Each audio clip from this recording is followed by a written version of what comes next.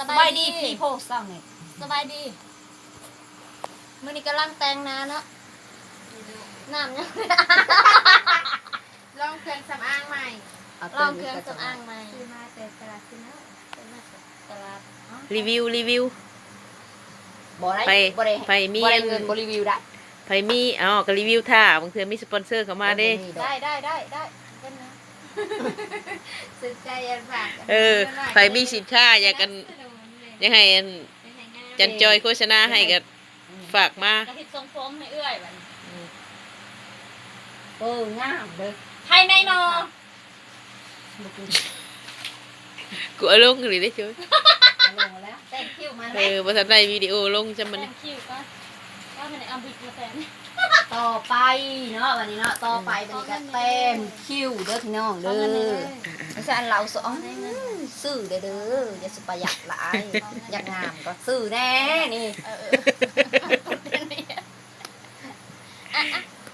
ว่ามันคลิปตลกเดินเดี๋ยวมันก็ใกล้เคียงพี่น้องติดตาม ทางทายจนน้ำลายเฮ้ยก็เห็นผู้บ่าวนี่บ่ ติดตาม แต่งหน้าไปพร้อมลมผู้เบาไปน้ำเด้อ อันลูกคุณมาตอนเศร้าเป็นตอนเศร้าบุกตอนนั้นนะ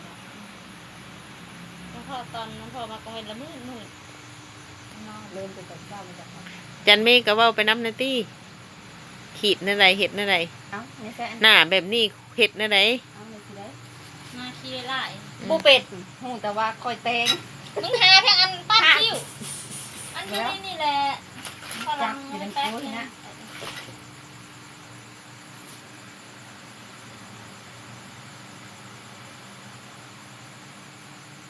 คิ้วคือมงกุฎของหน้า วันนี้ก็อันสวมมงกุฎในหน้าเลยไป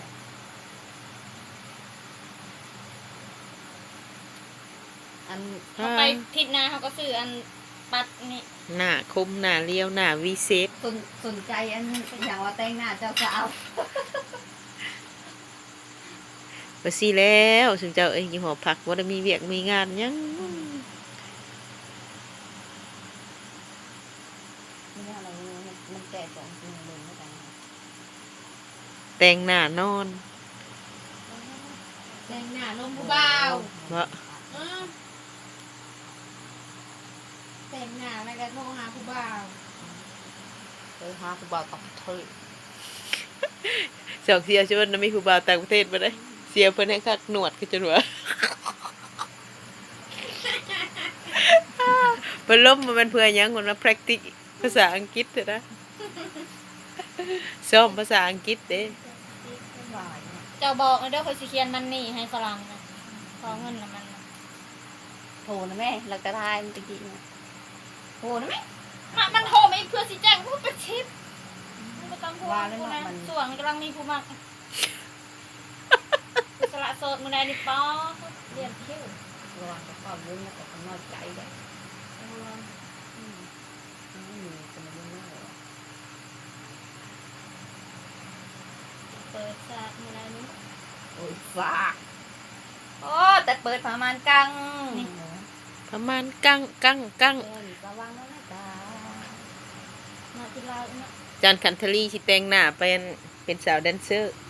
ไปยืนเทเสาไฟแล้วมันมีเงินซื้อของกิน หรือว่าสิไปเป็นอันสาวอัน บ่มีเงินซื้อเหล้าข้าวแล้วก็สิไปยืนแถวเสาฟงเสาไฟแล้วแต่งหน้าแล้วก็ได้ สาวหมอลำเรื่อง เนี่ยปล่อยไฟ ไปไกลมาไกลไปไกลมาในหนทางอันนั้นก็อุ่นเด้อ แม่นเอาบ่ตอนจิ้มแคลก็พอ โอ้เอาเบิดแล้ว โอ้ยไปสิ เก็บทุกภาพทุกมุม มันโบราณเนาะ ได้จักเปอร์เซ็นต์แล้วนี่ ได้ที่แล้ว แล้วล่ะค่ะ สบายดีสำเร็จแล้วจ้า หาทานศพอันนี้ แล้วแหละ ที่ศพ พี่จังเป็นลืดอยู่ชนมุนึงผ่านกล้องค่ะ มันยังเป็นอีลืดแล้วบัดนี้ค่ะ เอาชูมาแนมมึงแม่ผ่านกล้อง ใช่ตัวจริงนะบักงามๆเนอะเก่งแล้วก็เจ้าเปิดไฟเจ้าเปิดไฟนะเปิดแปด จะพอเปิดเฮ็ดยังจะพอจะมาป๊าบมาสิแปะลงมาสิไปเปิดมาลำเรื่อง จะไปเป็นหมอลำเรื่อง ตั้งเลย จังเผาสิไปเป็นบ่ละ อ๋อตัวจริงระบักงามหนึ่งเด้อพี่น้องเด้อ เอาไหมเด้อพี่น้อง ตัวจริงเราก็มางามโบหน้าตุ้นคนที่ไปเป็นหมอลำเลิกนะ ใช่ มูละแซงไปพ่อมาแซงนั่นเพื่อนพ่อ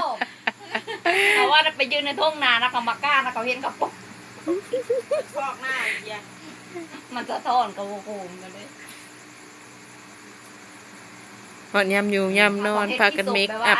เตะหย่อมันจังทางไง ได้แล้วบ่ ได้ละ